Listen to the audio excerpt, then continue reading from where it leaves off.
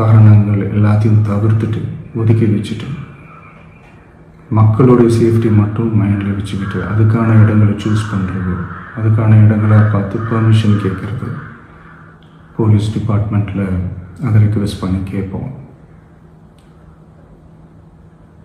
ஆனால் நடக்கக்கூடாதது நடந்துருச்சு. நானும் மனுஷன் தானே.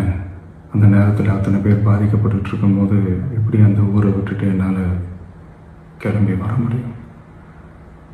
நான் திரும்ப அங்கே போகணும்னு இருந்துச்சுன்னா அதை ஒரு காரணம் காட்டி அங்கே வேறு சில பதட்டமான சுச்சுவேஷன்ஸ், வேறு சில அசம்பாவிதங்கள் அந்த மாதிரி எதுவும் நடந்துடக்கூடாதுன்றதுக்காக தான் நான் அதை அவாய்ட் பண்ணேன்.